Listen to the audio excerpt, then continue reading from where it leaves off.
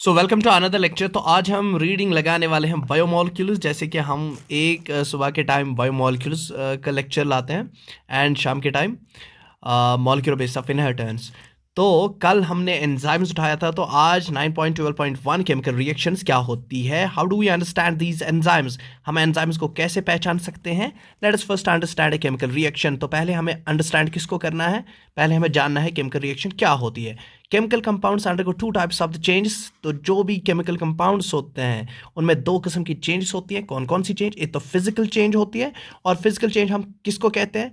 Physical change हम उस चीज को कहेंगे, simply refers to change in shape. अगर चेंज इन शेप हो जाएंगे विदाउट ब्रेकिंग अप बॉन्ड्स, तो अगर बॉन्ड्स ब्रेक नहीं हो रहे बट शेप चेंज हो रही है, किसी केमिकल कंपाउंड की शेप चेंज हो रही है बट बॉन्ड्स ब्रेक नहीं हो रहे, तो that is a physical process. ठीक है, उसको हम क्या कहेंगे? फिजिकल प्रोसेस कहेंगे। This is a physical process. Another physical process is change in the state. दूसरा फिजिकल प्रोसेस है अगर चेंज हो जाए किसमें? स्टेट में। स्टेट जैसे कि है स्टेट्स ऑफ मैटर हम पढ़ते हैं, सॉलिड लिक्विड गैस। तो अगर चेंज स्टेट हो जाए तो उसको भी हम क्या कहेंगे? Another physical process. जैसे कि आइस जो होता है, आइस किस में मेल्ट हो जाता है? वाटर में चेंज होता है। तो ये आइस क्या था? सॉलिड। वाटर क्या है? लिक्विड। चेंज इन स्टेट हो रहा है, फिजिकल प्रोसेस है। व्हेन वाटर वेपर और when water vape when water becomes vapour, या तो जब पानी किस में कन्वर्ट हो जाता है? वेपर्स में कन्वर्ट होता है। तो ये वाटर क्या था? लिक्विड। वेपर क्या है? Gas. The physical process. However when the bonds are broken, लेकिन जब बॉन्ड्स ब्रेक हो जाते हैं केमिकल कंपाउंड में और नए बॉन्ड्स फॉर्म हो जाते हैं during the transformation, transformation means change, तो during the change of one substance, one compound into another compound, जब उसमें क्या हो जाता है? बॉन्ड्स ब्रेक होते हैं, तो उसको हम केमिकल रिएक्शन कहते हैं। जहां पर एग्जांपल भी दी गई है, बैरियम हाइड्रोक्साइड को किसके साथ मिलाया जा रहा है? सल्फ्यूरिक एसिड के साथ। ठीक है, और क्या दे रहा है? बैरियम सल्फेट दे रहा है और वाटर दे रहा है। अभी तो हम पे कह रहे थे कि रिएक्टेंट क्या था? रिएक्टेंट अभी तक हमने देखा कौन सा था? Barium hydroxide. लेकिन अब देखो प्रोडक्ट क्या बन गया? Barium sulphate. सल्फेट कहां से इसके पास चिपक गया? सल्फेट आ गया, सल्फ्यूरिक एसिड से सल्फेट आ गया और किसके साथ चिपक गया? बैरियम के साथ। तो दैट मीन्स बैरियम और हाइड्रोक्साइड के दरमियान क्या थे? बॉन्ड्स, वो हो गए हैं ब्रेक। और हाइड्रोजन और सल्फेट के साथ भी क्या थे? बॉन्ड्स, वो भी हो गए हैं ब्रेक। ब्रेक होने के बाद नए बॉन्ड्स बन गए हैं। बैरियम किसके साथ बॉन्ड बना रहा है? सल्फेट के साथ, तो बन गया बैरियम सल्फेट। तो ये क्या है? केमिकल रिएक्शन है। अब देखो केमिकल रिएक्शन, फॉर एग्जांपल ये वाली is an inorganic chemical reaction. ये जो आप देख रहे हो barium hydroxide plus sulphuric acid, ये दोनों क्या है?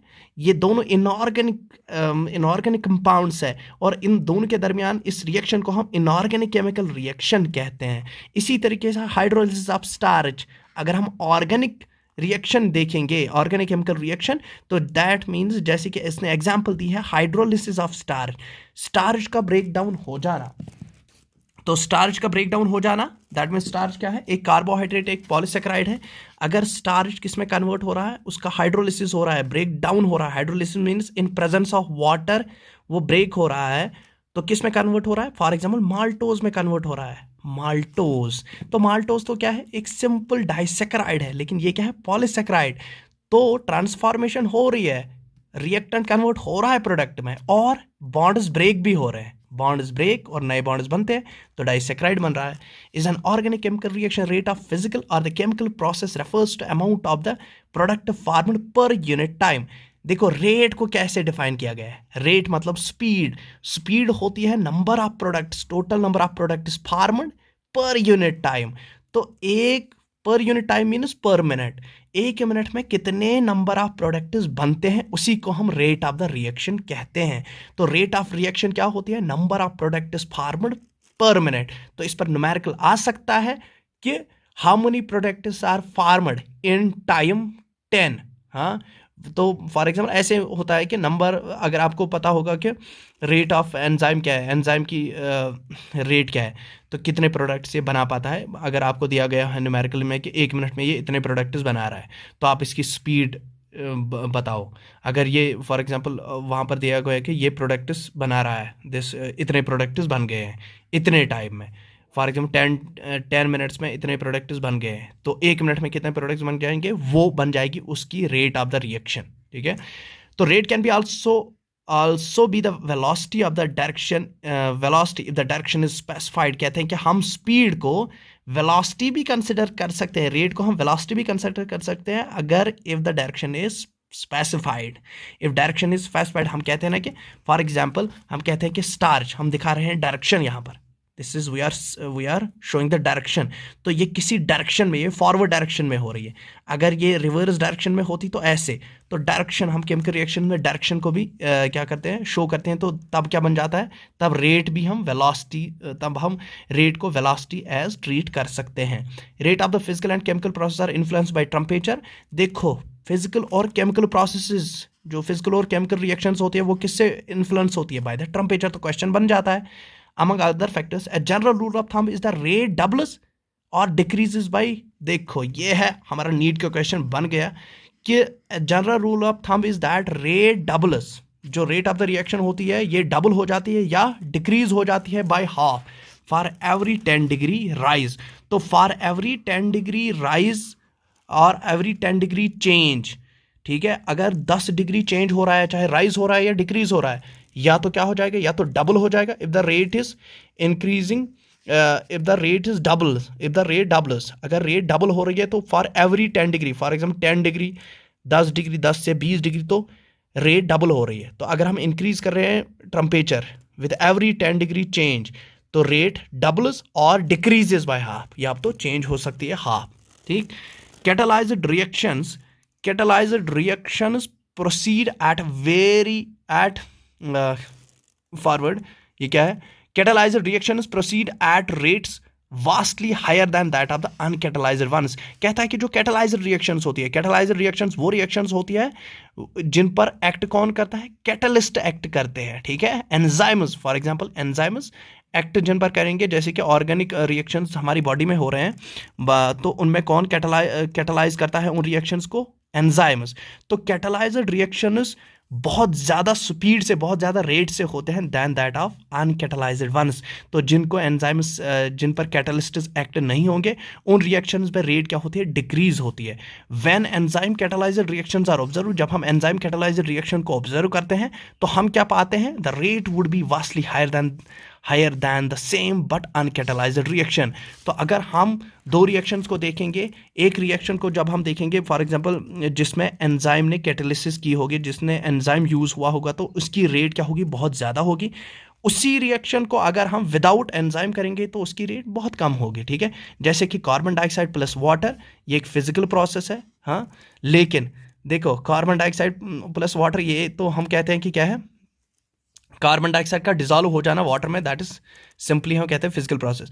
लेकिन यहाँ पर देखो कार्बन डाइऑक्साइड प्लस वाटर, ये क्या हो रहा है यहाँ पर, कार्बनिक एनहाइड्रेस, जिसको हम जिंक एनहाइड्रेस भी कहते हैं, एंजाइम यूज हो रहा है, तो क्या बन रहा है, कार्बनिक एसिड, ठीक है।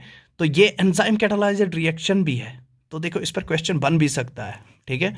Enzyme catalysed reaction, in the absence of any enzyme this reaction is very slow. अगर एंजाइम नहीं होता तो ये रिएक्शन बहुत ज़्यादा स्लो हो जाती, with about 200 molecules of bicarbonate being formed in an hour। तो 200 मॉलिक्यूल्स 200 मॉलिक्यूल्स कार्बनिक एसिड के बन जाते एक घंटे में, तो कितनी स्लो हो जाती, बहुत ज़्यादा slow. However by using the enzyme, लेकिन जब हमने एंजाइम को यूज़ किया, present with in the cytoplasm, जो साइटोप्लाज्म में होता है, साइटोप्लाज्म ऑफ सेल में एक एंजाइम होता है दैट इज कॉल्ड कार्बनिक एनहाइड्रेस, बेसिकली ये आरबीसीज में पाया जाता है, ठीक है। तो present with in the cytoplasm कार्बनिक एनहाइड्रेस हमने यूज़ किया, the reaction speed is dramatically, और रिएक्शन इंक्रीज हो गई, मतलब ड्रामेटिकली मीन्स अचानक से, मतलब जल्द ही रेट इंक्रीज हो गई, और 60,000 मॉलिक्यूल्स बन गए एवरी सेकेंड। अभी देखो 200 मॉलिक्यूल्स बन रहे थे एक घंटे में, लेकिन जब हमने कार्बनिक एनहाइड्रेस यूज़ किया तो कितने बन रहे हैं, 60 100,000 लाख, 6 लाख मॉलिक्यूल्स बन रहे हैं एवरी सेकंड में। The enzyme has accelerated the rate of the reaction by about 10 million times. तो देखो कितना फास्ट किया है रेट ऑफ रिएक्शन को इसने, प्रोडक्ट्स कितने बन रहे हैं। The power of enzyme is incredible indeed, तो पावर ऑफ एंजाइम बहुत ही ज़्यादा होता है, ठीक है। There are thousands of types of the enzymes each catalysing a unit chemical और द मेटाबॉलिक रिएक्शन। कहता है कि बहुत हज़ारों की तादाद में एंजाइम्स होते हैं जो कैटालाइज करते हैं किनको, केमिकल और मेटाबॉलिक रिएक्शंस को। मेटाबॉलिक रिएक्शन कहाँ पर होती है, इनसाइड आवर लिविंग बॉडी। तो मल्टी स्टेप केमिकल रिएक्शन, एक मल्टी स्टेप केमिकल रिएक्शन जो होती है, when each of the step is catalysed by the same enzyme complex और different enzyme is called as metabolic pathway.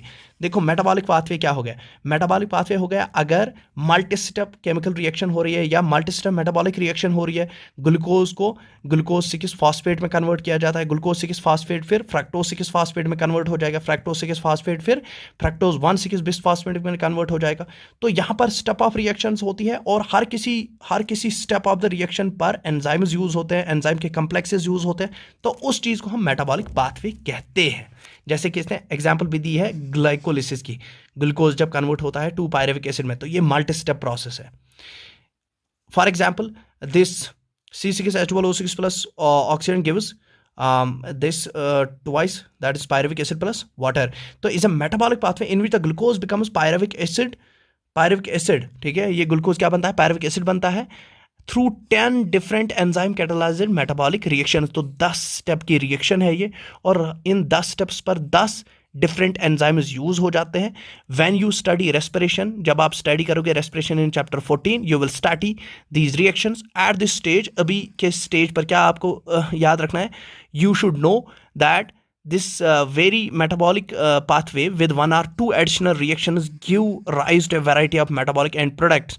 तो जो यहाँ पर हमें याद रखना है कि जो metabolic pathway जिसमें एक से ज़्यादा ये हो रही है क्या, additional reactions हो रही है, तो वहाँ पर बहुत सारे metabolic end products जिनको हम मेटाबोलाइट्स भी कहते हैं, मेटाबॉलिज्म के end products को मेटाबोलाइट्स भी कहते हैं, ऑफ मेटाबोलाइट्स, ठीक है।